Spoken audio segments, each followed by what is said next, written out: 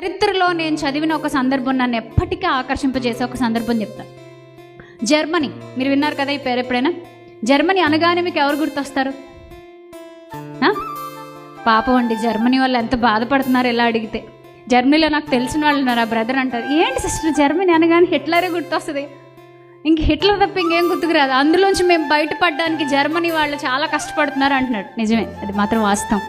Germany అంటే ఒక Hitler, ఒక శాడో, ఒక సైకోలాగా ఆయన చాలా దారుణంగా ప్రవర్తించినట్టు మనకు అనిపిస్తుంది కదా. కానీ అదే జర్మనీలో ఒక పట్టణం ఉందండి, వియస్బర్గ్ అని ఒక పట్టణం ఉంది. ఆ పట్టణంలో ఒక ప్రాచీన కాలంలో రెండవ కర్నాడ్ రాజు, ఐ థింక్ ఇది 1109వ సంవత్సరం అనుకుంటా. ఓకే, మీరు కావాలంటే సెర్చ్ చేయొచ్చు. రాజు దాడి చేశాడు.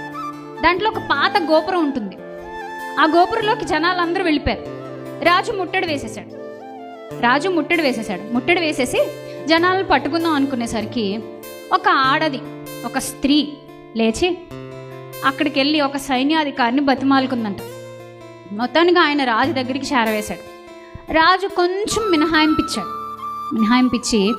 ఒక పని చేద్దాం, అంత బతిమాలుతున్నారు కదా స్త్రీలు, మిగతా వాళ్ళు ఎవరిని నేను విడిచిపెట్టాలనుకోవట్లే, స్త్రీలకి ఒక చిన్న మినహాయింపు ఇస్తాను. అదేంటంటే తమకి బాగా ఇష్టమైనవి, చాలా విలువైనవి అనుకుంటే ఆ యాప్రాన్లో వేసుకొని ఆ గౌన్కి సంబంధించి దాంట్లో వేసుకుని వెళ్ళిపోమని చెప్పు.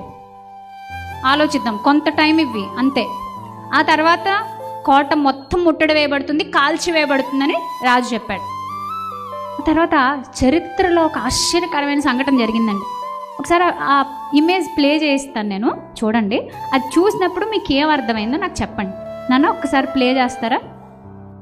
అది ఇప్పటికీ దానికి సంబంధించిన స్మృతులు ఉన్నాయి, కొన్ని శిల్పాలు చెక్కి ఉంచారు.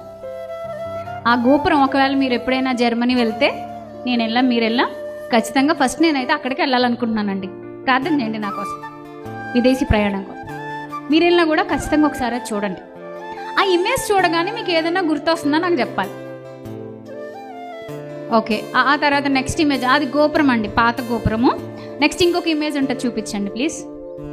అంటే అక్కడ మీరు ఆ గోపురం దగ్గర ముందున్న ఒక శిలా విగ్రహం ఉంది కదా, అలాంటి దాన్ని నెక్స్ట్ ఇమేజ్లో జూమ్ చేసి చూపించవచ్చు. ఓకే, ఇంకొంచెం జూమ్ చేయండి. ఇంకా ఇంకా ఇంకా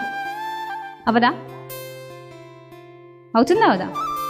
ఓకే, ఇప్పుడు చూడండి ఒకసారి.